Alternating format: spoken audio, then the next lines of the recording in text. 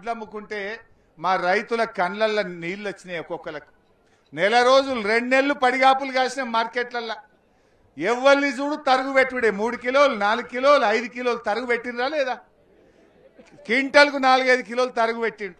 ఇక రేవంత్ రెడ్డి ఏమో అసెంబ్లీలో డైలాగులు కొడతాడు. ఎవడన్నా తరుగు తీస్తే తోలు తీస్తా అంటాడు. ఏముందన్న తీసిండు ఆ తోలు? ఎవరిని తోలు తీయలే కానీ ఈడు మాత్రం తోలు బొమ్మ అయిపోయింది. దళారుల చేతుల్లో రైస్ మిల్లర్ల చేతుల్లో రేవంత్ రెడ్డి తోలు బొమ్మ అయిపోయిండు. ఇవాళ ఒక్కొక్క క్వింటల్కు 4 కిలోలు 5 కిలోలు తరుగు తీస్తే రైతులకు బాగా నష్టం వచ్చింది. రైస్ మిల్లులు దించుకోలే రోజుల తరబడి ఇవాళ వడ్లు అమ్ముకోవడానికి కూడా రైతులు ఎన్నో బాధలు పడ్డ పరిస్థితి కూడా మనం చూసాం. అదేవిధంగా రైతు బీమా కేసీఆర్ ఎంతో మంచిగా రైతు బీమా పెట్టిండు. అదృష్టం బాగాలేక ఎవరైనా చనిపోతే కొండంత ధీమా ఉండే రైతు బీమా 10 రోజుల్లో 5 లక్షలు వస్తుండే. ఇవాళ రేవంత్ రెడ్డి వచ్చినాక ఆ రైతు బీమాను కూడా ఇవాళ ఆపేసినటువంటి పరిస్థితి. ఇక నిన్న ఇవాళ కరెంటు కూడా ఆగమైపోయింది. వస్తుందా కరెంటు?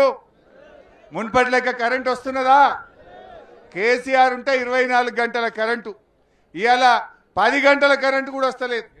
పొద్దుగాల 3:30కి వచ్చేది 7:30-8 గంటలకు కరెంటు వస్తూ ఉన్నది. పొద్దుగాల కరెంటు కోత, ఎరువుల కోత, రైతు బంధులో కోత, రైతు బీమాలో కోత, ఇవాళ రుణమాఫీలో కోత, చివరికి నీళ్లల్లో కూడా కోతలే పెట్టిండు. అంటే రేవంత్ రెడ్డి వచ్చినాక అన్ని రకాల కూడా ఇవాళ రైతులను ఇబ్బంది పెడుతున్నటువంటి మాట మనం చూస్తూ ఉన్నాం. ఇవాళ కాంగ్రెస్ పార్టీ ఇవాళ రైతుల విషయంలో మోసం చేసింది.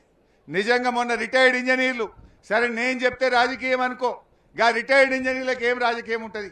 80 ఏళ్ళ ముసలోళ్ళు, 75 ఏళ్ళు 80 ఏళ్ళ ముసలోళ్ళు ఇంజనీర్లు, అరే కట్కొత్తవా రేవంత్ రెడ్డి, ఈ కరువు కాలంలో కట్కొత్తకపోతే ప్రజలు ఆగమవుతారు, తాగడానికి కూడా నీళ్లుండయి అంటే నాకు చెప్తారా మీరు?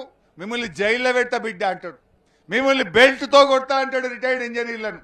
నువ్వు ముఖ్యమంత్రివా? ఏమన్నా హిట్లర్వా?